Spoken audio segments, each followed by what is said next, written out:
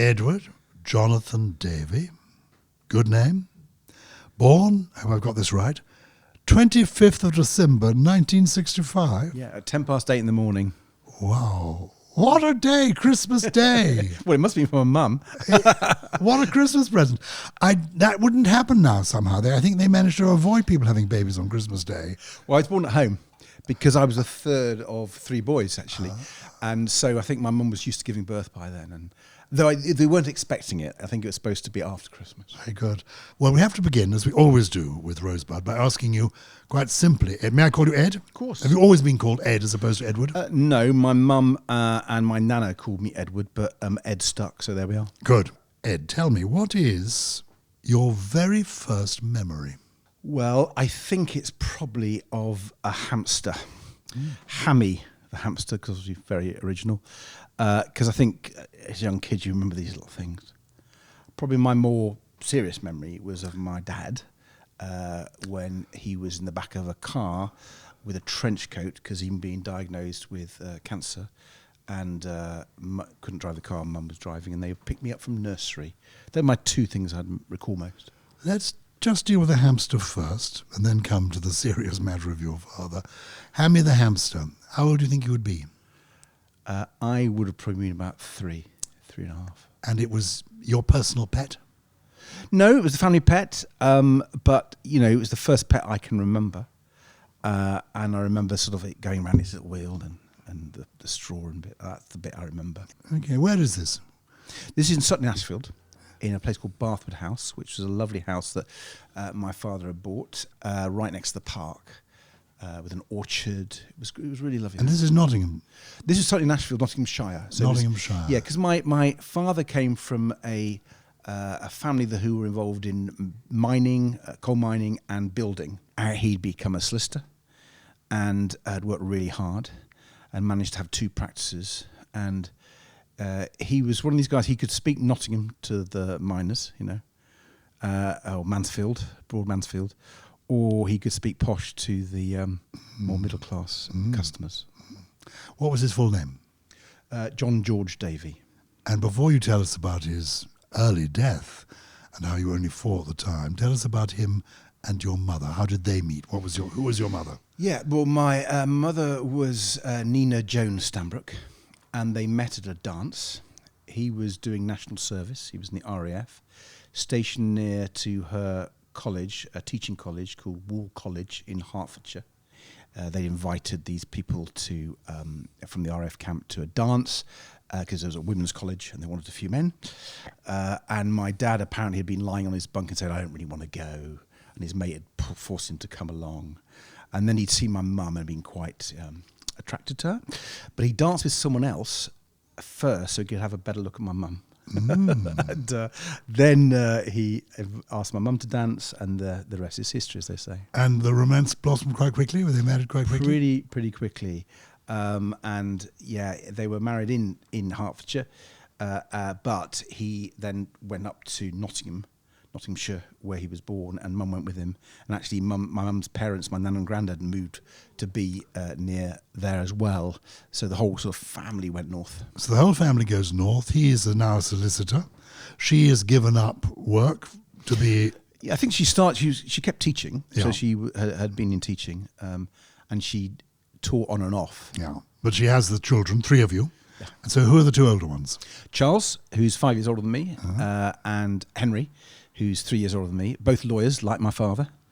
So your first real memory, other than the hamster, is your father in a trench coat. Yeah. Describe the trench coat, describe this scene that you've got in your head. So I was in this little nursery, being picked up every day, normally just by Mum.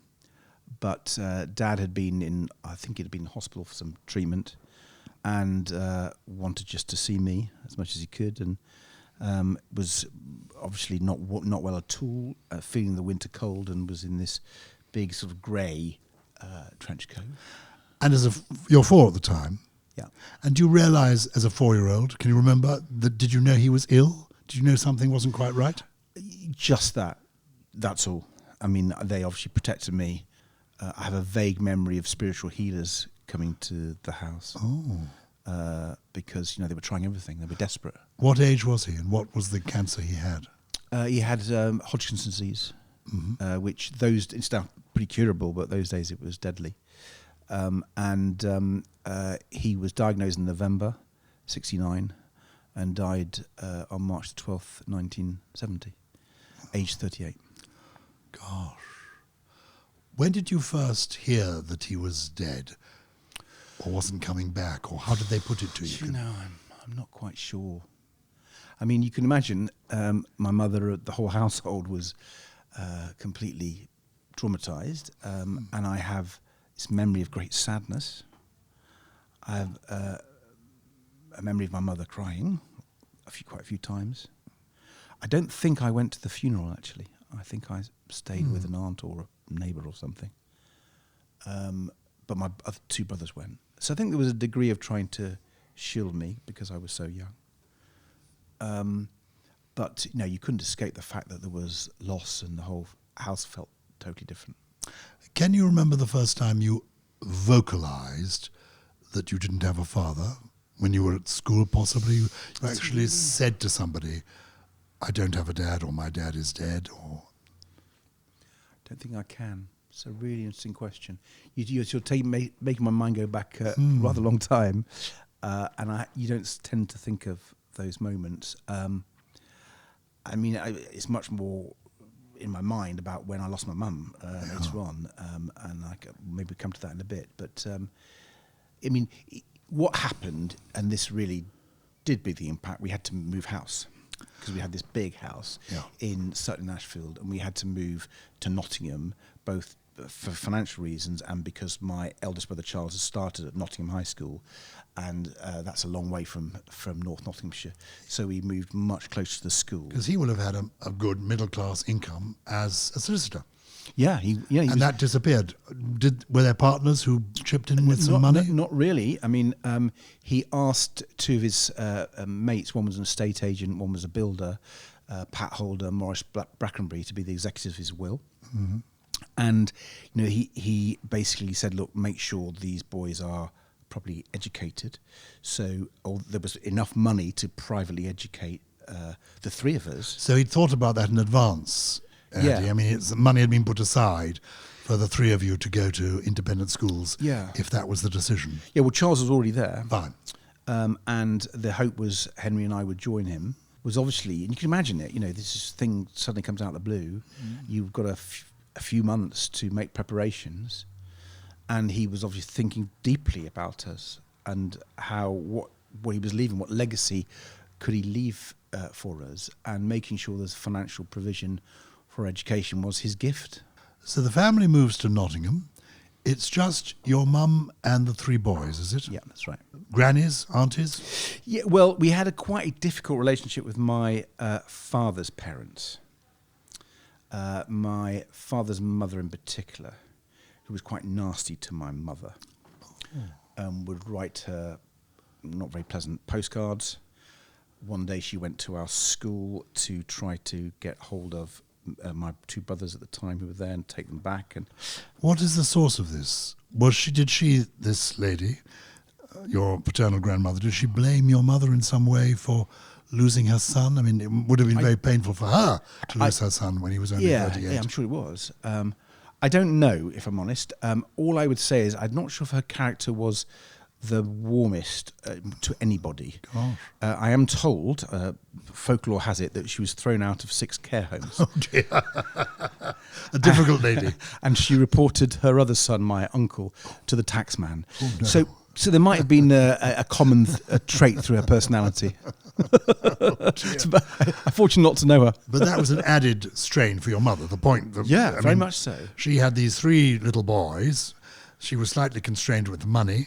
And you might have thought that her husband's mother would be helpful, but she was actively unhelpful. That's right.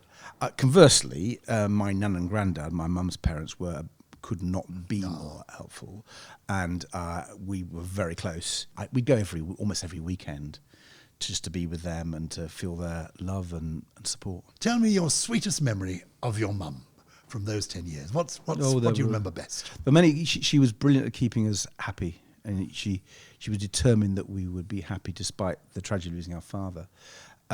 But in those first few years, before she became ill, she was relatively tight with the money. There was money. I mean, we didn't go without. Let's be really clear. Didn't go out at all. But we didn't go on many expensive holidays, or we didn't have some of the luxuries that some of my peers were having at school. She was careful. When she became ill... And what was her illness? Well, she originally had breast cancer. She had a double mastectomy, and that we heard about that when I was 9. And then gradually, I'm afraid it came back, but went onto her bones. So secondary breast cancer on her bones, so she's extraordinarily painful. And when that was diagnosed, when she was beginning to have real problems with her back pain and so on, I think she took the decision that she wanted to create some really happy memories for us. And she wanted to spend a bit more money, and suddenly we had a colour TV. Ooh. And a TV with a remote control. And we went on holiday, and this particular holidays, which she was so far-sighted to do this, was to Jersey. And we stayed in a hotel with a swimming pool. Oh. It was very exciting. Lovely. Can you describe her to us? What did she look like? What sort of clothes did she wear? What's the picture of her in your mind's eye? She was a beautiful woman. She turned heads. Oh. And there's a wonderful picture of her on her wedding day. And they'd, I think, hired a wedding dress from Elstree Studios. So it was probably worn by an actress in some Hollywood film. And she looked like a Hollywood film star. So she was beautiful and as well as warm and kind. And on this holiday, I was mentioning Jersey, we used to sit every evening for dinner. And we sit at this table in the corner of this restaurant. And I think the head waiter took a shine to her. So we got lots of attention. And when my mother said she wanted to try 4 different sweets for her dessert, she was given 4 different sweets every night. Oh, how wonderful. They spoilt us, but I think they took a shine to Mum. Did she cook at home? Oh, yeah. What sort of things? Do you remember favourite food when you were a little boy? Oh, yeah. I mean, it would be everything from stews with dumplings to roast chicken, quite traditional fare. The biggest problem was because it was 3 boys, and that's, as you know, is an odd number, which means this dividing things up, particularly when we would come back from shopping with a fresh-baked white loaf of bread. And we all like the crusts, but there are 2 crusts. So she had to literally, to keep us happy, cut the 2 crusts off and then cut them 2/3 a third and prove to us that we were each getting the same. Bless her. So she was very loving. How did she maintain the discipline with 3 boys, 3 strapping lads, as you will have become? Was she a disciplinarian, or did you behave well, do you think? Yeah, I mean, we were very good on our please and thank yous and table manners, and she insisted on those. But, certainly I'm not saying I was a goody-goody, I wanted to please my mum. Yeah. And so I did what I was told, really, relatively easily. I'm sure I had the odd naughty bit, and I know she told me off and stuff. I mean, give you an example, my father, when he was alive, had my middle brother had sworn. He had taken some soap and a toothbrush to say you don't use those foul language. Oh. So there was a little bit of disciplinary in there. Wash your mouth out. I mean, literally. Wash your mouth out. That. So toothbrush, soap on it, and literally wash your mouth out. No bad language. No bad language. And then Mum would very occasionally, once or twice, would use a slipper if we were extremely bad, but it was like a feather, essentially. And we used to have this joke, hit with a feather. Oh, it was kindness, but it was, you've gone too far this time. When you were 9 and she first had the breast cancer, was that discussed openly? Yeah, she told each of us separately. And I remember her telling me, because we were in the bedroom at my nan and granddad's house, and she did it to me as a matter of fact, not to worry. And I felt, it was okay. It's clearly a big thing because she was going to have an operation, which didn't sound really terribly nice. But I got the impression she thought it was all going to be okay. So I don't think I was panicking or sense of alarm at all. And how quickly did it not become okay? How soon after the original? It took a little while, about 3 years. So there were some normal years. Yeah. There's quite a few normal years, and we'd go to church. All of us sang in the local choir, St John's Carrington Choir. We played in the youth club, Cubs and Air Scouts, and played tennis at Mapley Park Tennis Club, and obviously school. So quite a full life, and I have nothing but a happy childhood, and it's really important. She made us enjoy life, and we did. And when you were 12 or 13, adolescence is beginning. Do you remember that at all? Was that challenging for you? Oh yeah, 12. She was diagnosed with the breast cancer gone to her bone. So my gosh, so it coincides with that. But I wasn't. There was not the heavy caring started about halfway through. Yeah. So she died when I was 15. The first year or two of 18 months of the diagnosis, she was gradually getting in more pain and was more mobility problems, but there wasn't heavy caring. Did you naturally respond optimistically, or did you cry? I mean, how you had no rules about how to behave. I didn't cry. We knew it was, there was serious, but we were going to fight it. Mum was a fighter. She was determined. She was going to beat this thing, and she tried everything. And when the NHS, after a while, said that they couldn't do any more, she tried naturopathy. And she'd go to this naturopath in Manchester every 4 weeks and get all these pills. And her diet was carrot juice and apple juice and some cottage cheese. And I would spend, it was my job to chop up the carrots and chop up the apples and juice them and give her this horrible stuff that as her only diet. And she had to do coffee enemas. Can you believe it? What does that mean? I mean, what an enema is. Well, you make the coffee. Creamy, strong coffee. Yeah, you'd boil it up in a saucepan, and then she'd administer the enema to herself. Gosh. This is sort of crazy, quacky cure she was trying, because she was trying everything. Yeah, she of was going to course. fight this. And she had spiritual healing. So she was trying everything. And what was your view of this? You say it was your job to cut up the vegetables like that. Who made it your job? Did you make it for yourself? How did this evolve? It was just part of the family. It just happened. Yeah, I mean, Mum wanted me to do it, so I did it. And I just followed her lead, and I wanted her to be as comfortable as possible and as happy as possible. And I just thought how awful it is that you're only allowed to eat this food. In your head, who were you, 12, 13, 14? Were you the boy at school? You were at a day school? I was at Nottingham High School. Yeah, I mean, school life was full on. Yeah. And, I was doing lots of extracurricular activities. I was playing the cello, I was playing rugby, then playing tennis, and all the sorts of stuff. And quite a normal, quite enjoying normal. all that. Yeah, and it was only in the sort of the last 18 months when, you really were looking more inward. But Mum was determined for life to be as normal as possible. So you didn't brood about it, just came home and got on with looking after her? Well, it became more insular and more broody, if you like. I didn't feel like that, but that's I guess, what it was like towards the last 18 months when she was in a lot of pain, needed a lot more care, and one was really worried about how she was, and leaving home to go to school, you would keep thinking of her. And yeah. Did she have somebody with her during the day? Did her not always. Mum come over or no? I mean, Nana and Grandad would come over a lot. Yeah. And we had a cleaner called Maureen who was amazing, and one or two neighbours would come in. So we had some help, but it was largely the family. There was no, wasn't lots of nurses coming in or living care, anything like that. And were you the principal one, or did you feel you were? You had your two brothers. Well, both my brothers played their role at different stages. I think in the last 18 months, my eldest brother had a year off, a gap year, and had gone to university. So I think in the last 18 months, it was more Henry and me. We did what we needed to do. And I mean, some of it was pretty personal stuff, with commodes and painkillers. So towards the end, last, 9 months, we had in our kitchen 2 bell jars, one full of morphine and one full of a pink liquid that you mix with the morphine so it was drinkable. And I would mix this up and take it to her.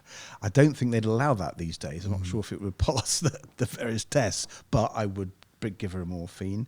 There was an injection she used to And she did this because she was in such pain. Yeah. And you knew that by doing this, it did relieve the pain. Yeah, I mean, obviously morphine can knock you out. Yeah, of course. I mean, the other painkiller was a bit like a TENS machine that women have when they're giving birth. Mm-hmm. So, it gives you electric shocks to distract the pain nerves and so on. And I'm sure there's a more technical way of saying it. And I would put the gel on these 4 black pads and put them where she wanted me to. And then she'd have this little thing which would turn up the current. So she was in a lot of pain. And I spent a lot of time after school laying on the bed with her, and we'd talk, and we'd use this small TV in a room with a remote control, and watch rubbish TV. And yeah, I mean, I was probably much closer to her than most teenage boys because I spent a lot more time with her. Yeah, and you enjoyed the time in many ways. Yeah, I was pretty close to her. Yeah. Yeah, we liked each other's company, and I think at one stage she said she always wondered what it was like if Charles and Henry had gone off and it'd been me and her growing up and how close we would have been.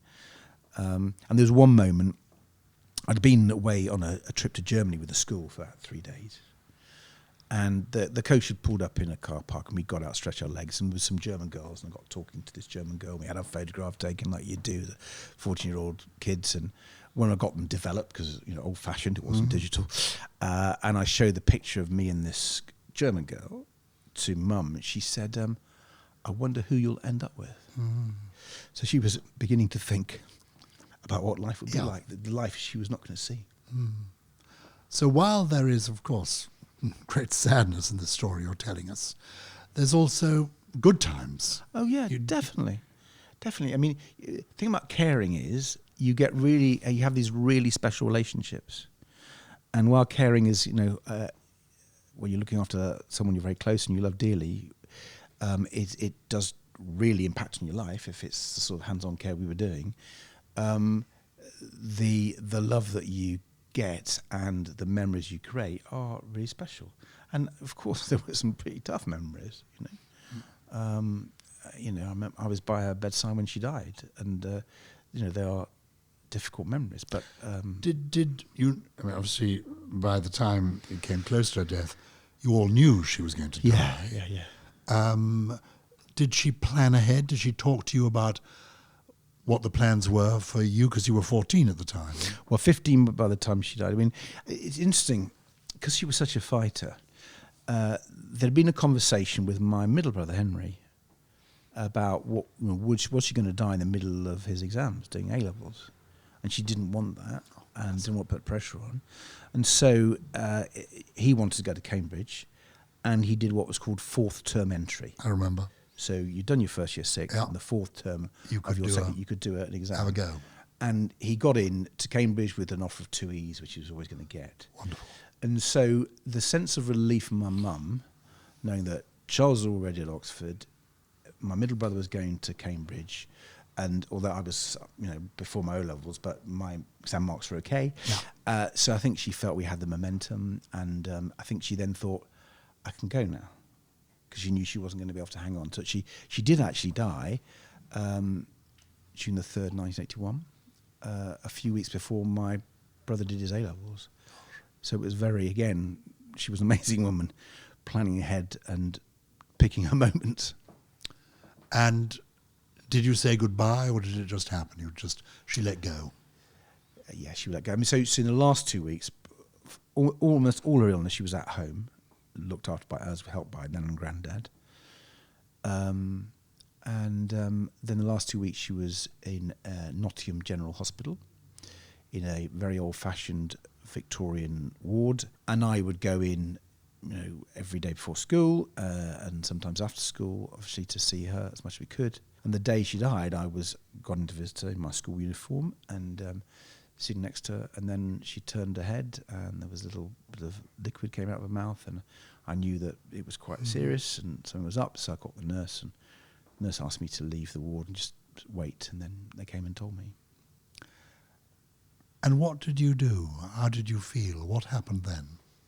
Well, immediately I felt my legs go underneath me, and I was a bit upset. But then I went to see her, and the pain had gone from her face. Her face had, relaxed. And there was a sense of relief, of course. And then they allowed us to use the phone in the nurse's room, and we phoned my brothers, and my brothers came, and then everyone else got involved. And I can't really remember what happened then. I mean, I can remember the night before the funeral, we went to watch Tess of the D'Urbervilles as a film with some family friends who we knew very well, the Doughties. They had three. They would live near us, and the Mr. and Mrs. Doughty were amazing, helping us, with lasagnas and food and stuff. And the three children of the Doughty family were in the similar years to Charles Henry and myself, and they came out with us and tried to sort of have a bit of escapism. Yeah. That's quite an emotionally exhausting film. Yeah, Tess of the D'Urbervilles. It was what was on. Yes, exactly. Well, so it was better than Carry On Matron.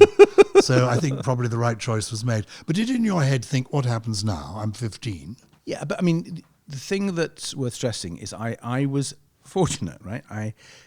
First of all, we were okay for money. I mean, we weren't rich, but we weren't poor. I was at a private school.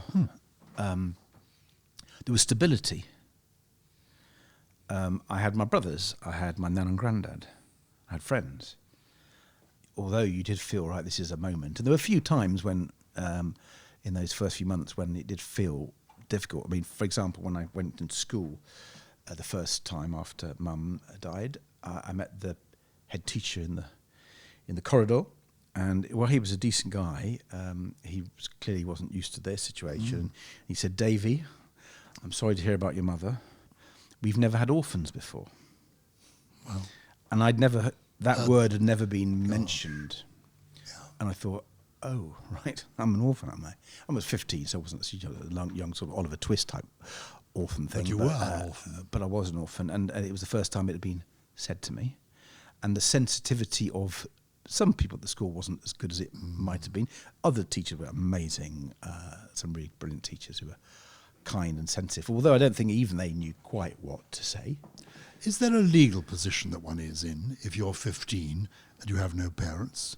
Do local authorities get involved? Or because you had living, active grandparents, or your mother's parents? What? I don't know. I don't think we had to go to this local authority or the social service department, but so automatically the love and the care of the family was around, and I lived with my brother initially. So you just assumed we carry on. So you carried on in the house. Initially, yeah. I mean, so the mortgage had been paid. No, the mortgage hadn't been fully paid actually, but the provision was made. And I mentioned, didn't I, that we had executors of my father's will. The two friends. Yeah. They were now becoming executors of my mother's will as well. And so they were looking after the money. I mean, it wasn't a lot of money, but there was enough to pay the bills. Yeah. So there wasn't that worry that other families would have had, which is why I count myself fortunate. But equally, then I had to move around a bit. So I lived in our old house in Mapley Park, bungalow, with my brother Henry when he was on his year off. He just obviously had his year off. And he and I lived like kings, really. That's a long slog. Ahead of you. Yeah. And then I went to live with my nan and granddad. But hold on, let's have this lively year. Well, it was about 4 or 5 months. But yeah, well, he was working. He started off working Marks and Spencer's as a lift attendant.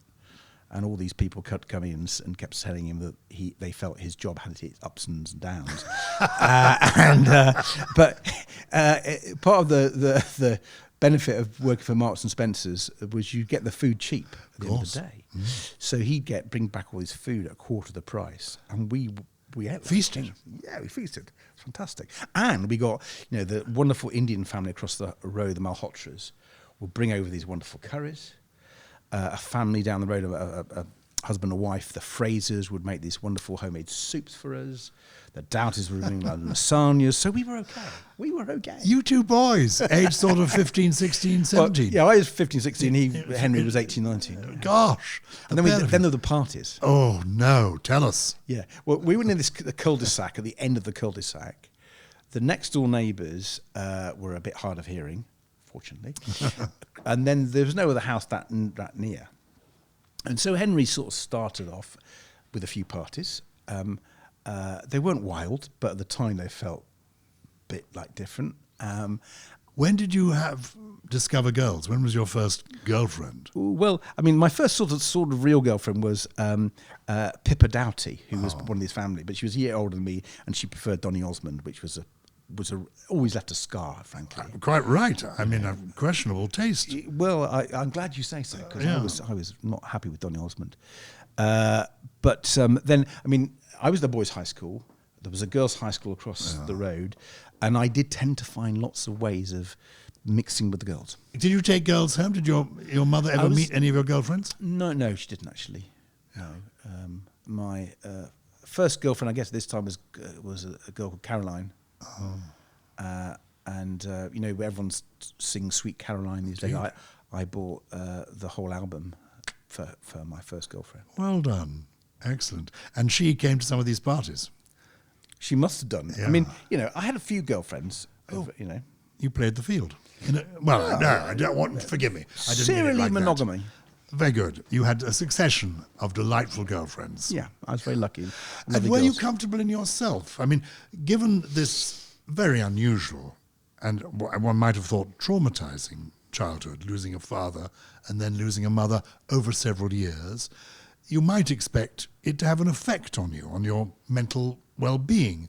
But the picture you're giving is of a boy who did what he did with his mother and loved doing it and felt closer to her as a consequence, and almost privileged to be able to do this. Yeah. I mean, I do generally feel that because I'd had that love from my mother and I felt the love from my father, I had this sort of coat protecting me. My father had written me a letter. Beautiful letter, very short. He wrote letters to all of us. You can imagine how hard that must have been for him. Gosh. Writing letters to his boys. How old were you when you read this letter for the first time to understand it? That's 5 or 6, I guess. Oh my gosh. So it was written in simple terms. Very simple terms, yeah. And the essence of it was, I love you. It would be good for mummy. Oh. Be clever. Work hard. Mummy will give you all my kisses. That sort of thing. It was tough. And, you know, it only was when I became a father and you realise how much your children mean. Because all parents will know this. You hold your first child in your hands, in your arms, and it's just like love you've never, ever experienced. And I can't imagine what it must have been like, either for my nan and granddad to lose their only child, my mother. I mean, I could see how the pain they were in as they saw her die. Or for my father to say, and mother, to say goodbye to us at such early ages. Well, they were remarkable, because you seem to have managed this balance between this caring role that you had for your mother as a very young boy and with being relatively normal. I mean, that's kind of you. No, but you're relatively normal in the sense of, you know, taking part in school activities, doing okay at school, and then when you get the chance with your brother, having fun parties, you know, leading a balanced life. Why is that? Why did you not have any... What was, in your later teenage years, what was the effect of all this? Or maybe there was no effect. Maybe it's just... Yeah, I mean... I could probably do some pop psychology on myself, I guess. I mean, there were tears at different stages. So I remember the summer after Mum died, I went to visit my eldest brother, Gyles, who was working on a campsite in France.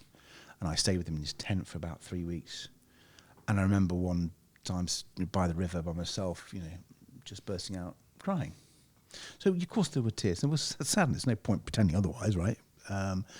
But equally, I did have my brothers. I did my nan and granddad. I had them in memories, and Mum had made us strong. Mum had prepared us.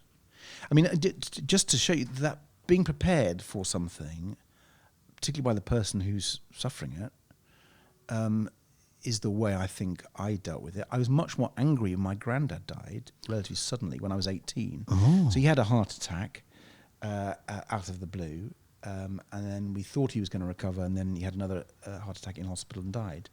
So I was pretty angry about that because I thought this is just not fair. He just lost his only child, and I think he died of a broken heart. Oh. And then he'd left my lovely Nana, who'd lost her only child and her husband in the space of 3 years. Oh. And so I was pretty angry about that. So how did the anger manifest itself? Did you go off the rails a bit? No, because you got your A-levels. You did well. Yeah. I mean, I took a year off, and I was always going to take a gap year. My brothers had, and I wanted to. And I think, looking back on it, that was really even more important for me, because I went travelling. I went to Spain, learnt Spanish a bit, very badly, hitchhiked, worked in France, went cycling in Germany down the Romantische Straße with my then girlfriend Ruth, who was lovely, and went interrailing and did loads of different things.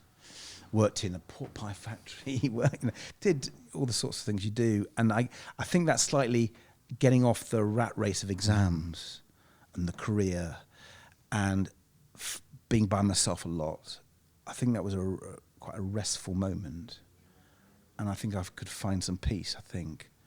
And university, you wanted to go to university, you assumed Yeah. you would. Let's get you to Oxford, where you do philosophy, politics and economics, the famous PPE. What is the most outrageous or exciting thing that happened to you at Oxford? I certainly can't tell you. Yeah, we want to know. We want to know. Oh dear. What was the most outrageous thing at Oxford? Well, the most memorable, what springs into your mind as... Well, let me give on two moments. I mean, the first moment was in Freshers' Week, when I met my best friend, another Ruth, actually. We both had years off, both gone to Spain, both like port. Oh. And we just kept talking. And it was just a lovely discovery of a kindred spirit. So, yeah, Ruth Quinn and I became best friends. And, meeting one of your best friends is always a moment, isn't it? And unusual to have a girl who is a best friend. Perhaps. At that age, possibly. Yeah. What other things? I mean, in Freshers' Week, again, I looked at all these different Oxford societies, the Union and so on, decided I didn't want to join them. Oh. I'm sorry. Yeah. But I did want to join what was called the Student Ecology Group. Because by this time I was into the environment, as I mentioned. I'd read Jonathan Porritt's Seeing Green, which at the time was one of these classic work, and it would really taken me, and I started reading other books in that area. And so, new undergraduate, I'd said I must join the Student Ecology Group, very, very worthy as I was. And there were about 4 of us. Unfortunately, I didn't think they were taking the message of what I'd taken from Jonathan Porritt seriously enough. So I got us rechristened. My first bit of political spin was to call us Green Action. Oh, very and good. we did some campaigning, and I did a term card of debating on green economics. And so, yeah, those sort of things. And that's not really outrageous. It isn't. A green action sounds very worthy and worthwhile, and I'm glad you did it. I was looking for that outrageous, dreadful... Well, what was the worst thing that happened to you in 3 years? Did you... Well, I tell you what, in my first term, I hadn't done my reading before going up on economics. So I hadn't studied economics at A-level, hadn't done maths at A-level, and hadn't done my pre-reading, despite having a year off. Go up to Oxford, and all these people had done economics A-level, maths and further maths, and they found it really easy, and I found it really difficult. And I had one of 2 sleepless nights in my life in that first term, thought I'd gone to the wrong university, was never going to succeed. And that Michaelmas holiday, I went back to my nana's, because I'd go back to her and stay with her. And she had this lovely black Labrador called Immy. And I would sit at this table with all these books on economics, trying to work out what on earth this bizarre subject was. And I'd wake up every morning with a pit in my stomach, thinking, for the first time in my life, I couldn't do this thing. And I'd look at my grandmother's dog, and I'd think, I wish I was you. Yeah, I really felt, I'd found this thing I couldn't do. But I sort of spent a long time working at it, sort of got my head around it. Did okay in the exams that you take called collections after the holiday, and then I started looking up again and making more friends and having a good time. And when did you think you were going to become a political animal? When did that first cross your mind? Well, I've been interested in politics, right? Were either of your parents? Do you know? Well, I had thought my father was a Conservative because I was told by my mum he'd gone and played snooker at the Conservative Club. Oh. So and my eldest brother had been chairman of Nottingham Young Conservatives. My first Conservative event was a disco, aged 12. And I'm sorry, Gyles, but it put me off. Shocking, isn't it? And then I didn't join the political party. I think my mum would have been a Ted Heath Conservative. And my granddad used to shout at Arthur Scargill when he came on the TV. So you can sense there was Come from a very good family in every respect. I'm liking them more and more. But I hadn't, pinned my colours to a mast. And so I was just finding my way. But reading PPE, you read political philosophy. I was very attracted to liberalism, the capital L. Freedom of the individual, internationalism.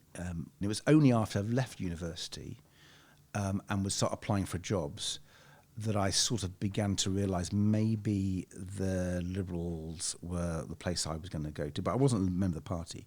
But I applied for a job with the party in the December of 1988. So I just graduated in the summer. I was applying for a whole series of jobs. Applied for this job, not expecting to get it. Was interviewed in the Social and Liberal Democrat Whip's office, and I was very surprised to get the job. And I started work as the Social and Liberal Democrats Parliamentary Economic Researcher on the 3rd of January 1989. Not being a member of the party, but sharing their sort of approach on the economy. And then I heard Paddy speak. This is Paddy Ashdown. Paddy Ashdown. And met him and thought, wow. And his clear explanation of liberalism, personal liberalism, political liberalism, economic liberalism, made me feel that was the party for me. And I joined it when we were 4% in the opinion polls.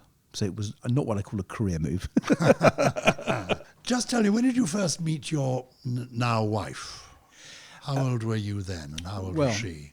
She says we met in 1995 on New Malden High Street, though I don't remember. I then met her and really noticed her at a training event I was speaking at for Liberal Democrat women. And how did you notice her? Just tell me what she looked like. What was the moment that made you think, First of all, I was attracted to her. But also, she was asking the most intelligent questions, most insightful questions. But it was a whole room, and I was coming and going, so I didn't really get to speak to her, which I was a bit disappointed at. But then, a year or so later, and this is quite sad to confess, but I've confessed it before, I was chairing a Liberal Democrat housing policy working group. And she became a member of it because she was into social housing and housing policy, she was a housing lawyer. And I kept noticing her in this policy working group, and I asked her out for dinner. And the rest? Rest is history. Well done. And how quickly did you have your son? So we got married in 2005, and we had our son in November 2007. And tell me the story about him, because, as it were, his story is in the public domain. Yeah, it is, yeah. Because of your experience with him. I mean, what I think is fascinating about you is one so often could criticize a politician like you, whose life has been politics since he was young. But your life experience is so rich that it would fall dead upon the lips if one tried to say you'd had no experience, because few people have had as much experience of life as you have. So tell us a little bit about your son and his story. So John was born 28th of November 2007. We were just over the moon, born in Kingston Hospital, and you're on cloud nine. And then sort of 3 months in, we just didn't think he was developing quite as fast, but we weren't that worried. Boys slow developers and all that sort of thing. And then we got to 6 months, and he wasn't sitting up and wasn't quite engaging. Again, people told us not to worry, but then we eventually got an appointment with the consultant paediatrician, and they said, we think there could be an issue. And then it all sort of took off, and there was a diagnosis, very early diagnosis, when he was just before he was 1, that they suspected he might have cerebral palsy. Now, he doesn't have cerebral palsy; he has no diagnosis. But a year into his life, we're told that he might have cerebral palsy. We were offered a bit of OT, but in 12 months' time. That's occupational therapy. Yeah, and some physio, but in 6 months' time, and some speech and language therapy in 12 months' time. And he's just 1. And we're going, this doesn't work for us, we want something now. And we had an au pair who was from Hungary called Susan. And her father was a doctor back in Hungary. And Susan told her dad about John's diagnosis. And he said, why don't you advise Edward and Emily to take John to the Peto Institute in Budapest, which has got an international reputation for an approach called conductive therapy. Quite holistic physiotherapy is the best way to describe it. And because we weren't getting anything else, we said, let's give it a roll. So in January 2009, so he's about 30 months, Emily and I find ourselves in Budapest with John on my back, ice on the ground, and we go to the Peto. John's in pain for the first day or two because his muscles are beginning to attach to his bone. And as they did their exercises on him, he was in a bit of pain. But, and this is a crucial bit, both Emily and I found the way that these conductors, these Hungarian staff that they call conductors, were handling John, and the way they were talking to us about him, we just felt, hey, these people care. And so in those early days, we would go to Budapest 3 times a year. Emily would write down every exercise, and I would, when it was my turn, write down every exercise that they were doing.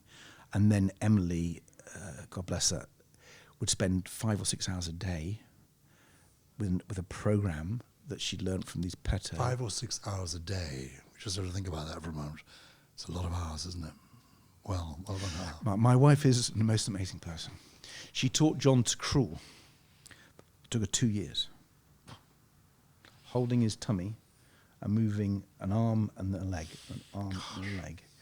Because the theory of the Peto is you retrain the brain. So the brain's got damaged, you retrain it by repetition, often linked to music. And she, just like my mother fought for her boy, my wife fights for her boy. And how is the boy now, today? He's 18. Gosh. And the great thing is he's done way better than anyone thought. But he can't speak very well at all. He said Daddy when he was 9 for the first time. And his speech is better than anyone had expected, but it's still very limited. And we normally talk in jokes, you know. He likes to be a lion and a bear, and you know. So you're talking to him as he's a lot younger than his chronological age. So there's a communication challenge. His mobility is pretty limited. He can hold his own weight, which anyone knows anything about caring. If you can hold your own weight, that's fantastic. And that's a lot of work. Emily, the Peto, others have helped. An operation we had on his legs, because he would walk on tiptoe with bended legs, and now he can walk on flat foot on straight legs, which is fantastic. And he's got learning disabilities. So he's severely disabled. He always needs 24/7 care. But the key thing, the fight, is for us maximising his independence. So he can feed himself. We're aiming for toilet independence, and we're quite close. I mean, he has got up from the table once or twice, taken himself to the toilet, gone for a wee, and come back out again. Now, that's a red letter day in the Davey household. And obviously communication, so he can tell people what he wants, how he feels. So we're working the whole time to maximise his independence so he can be the best he can be. Excellent. And do you think about the long term for him? Does one do that? Or do you just take one day at a time? It's my room 101. Because at the moment he has his mummy and his daddy. But there'll come a time either when we're just too decrepit to do the care, and then of course we won't be here. And I find that difficult to think about because no one's going to love him like his mum and dad. But there are great carers out there, so we've got to think about where he'll be. And I don't want to put it all on my daughter because she's got to have her own life. I mean... How old is she now? She's 12 in February. What's her name? Ellie. And you manage, of course you do your best to manage the balancing act because the boy demands so much. You could give everything to the boy, and clearly Emily has, and yet you have this wonderful daughter as well. Yeah, well, she's amazing. I mean, and the truth was we weren't sure whether we'd have her because when we got used to having to what John was and the challenges was, because that took a little while. Yeah. So Eddie didn't come along for a little while. But we said we're going to try again for our second. But then we said, well, you should get yourself tested genetically in case what John's got is genetic. A year and a half later, Great Ormond Street doing fantastic tests, they said, we don't know if it's genetic or not. So Emily and I took probably our most difficult decision as parents and said, are we going to roll the dice and have a go?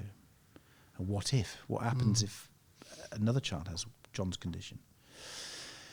And we decided to go for it, and it was the best decision we've ever made. Yeah.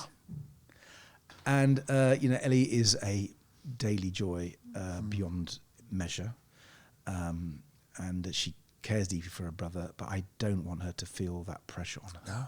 How is Emily now? Well, she's amazing, but unfortunately she has MS. Yeah. And we thought she might have before we got married, so, So that's been in both your heads Yeah. all these years, yeah. But it only really struck. She had her first serious attack when her dad died. That triggered an attack. And for a time, she for about 2 or 3 days, she was really badly affected. But we were actually in Budapest, and the Peto noticed it and helped her, and we came to terms with it, and she improved quite rapidly. But then we got it fully diagnosed in London, and you couldn't notice it, to be honest. I could, because I know her so well, and her gait changed a bit and things. But then during the lockdown of COVID, she went down quite rapidly because she couldn't swim, she couldn't do the exercises, and it might have happened anyway, but it coincided. And so she now walks with a stick, and her walking isn't great.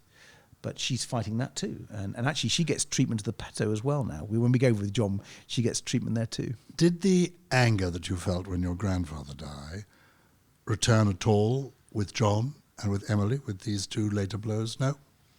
No.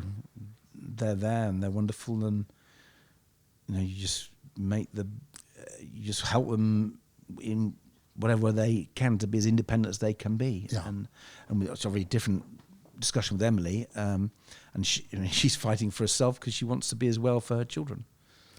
It's interesting the way you are accepting of these major events in your life. What else can you do, Gyles? Yes. At times you could. Once when you were younger, you were angry. Yeah. Since then, you have dealt with it. I need to be there for them, don't I? Yeah. And how do you manage your diary? How do you organise? Because here you are as the leader of the Liberal Democrats. I was watching you in Parliament this week, doing your stuff, doing your thing. Got a busy constituency weekend. But you did mention, I'm doing some caring then. You obviously keep the diary, and there are times when you are a carer. Well, we survive by very careful time management, support from my staff, Emily managing the most, managing John's education and therapy, keeping an eye on how Ellie's doing at school. And we have a living carer. We could not cope without a living carer. And we have a care team who help us in different ways. But that has to be organised, it has to be paid for, and we're very lucky for a friend and a relative helping us with that care cost. And cause I couldn't afford it, it's way out of my budget. But because I'm supported in that, I can do my job. Well, and your job is as a politician, and I've got 3 more quick questions for you, and then I'm going to release you to go off to change the world into a better place, which is what we want you to do, and it's what you do as all good politicians aim to do. 3 quick questions. One of them, you've got to tell me briefly, looking through the press cuttings, I saw this act of heroism from years ago, where you seem to have saved somebody from certain death on the London Underground. Just describe that incident. It was in the trains, actually, Clapham Junction, late one night, and I was on platform 12 and 11, and the fast train to Victoria came in at platform 12. A woman got off, was shouting at her partner who was on the train. The partner got off, pushed her down on the platform. They were having obviously a real to-do. He got back on the train. The train pulled out, and she went to try to get back on the train and fell between the train and the platform. And everyone sort of went quiet. So I went over and looked, and she was in one piece, lying on the near rail. and no one was doing anything. So I took off my coat and I got onto the rail and decided to lift her up. And I said, "Stop the trains." And then I saw the train. If you know, Clapham, it comes around on a corner. And I saw these two lights of the fast train coming towards me. And I said, "Stop the train." And I picked her up and I worked out that if they didn't stop the train, I might get her on the platform, but I'd be hit. So I took the decision to walk over the lines, checking there wasn't the train coming the other way, and making sure I didn't hit the live rail, and got her to the other platform. And the train did stop, but about 3-4 meters from where we'd been. Wow.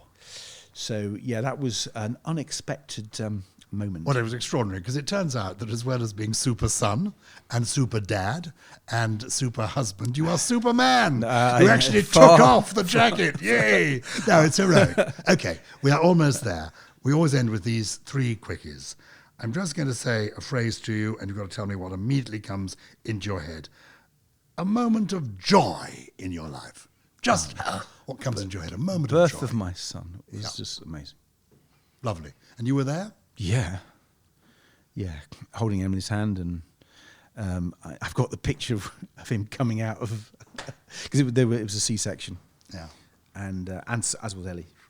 Yeah, they were just a joyous moment, new life. And a moment of sadness. Oh, my mum, lost my mum. Yeah. I was interviewed by my vicar, and he asked me, what would I choose for, John to have no disabilities or my mum not losing my mum? And not losing my mum is just obvious.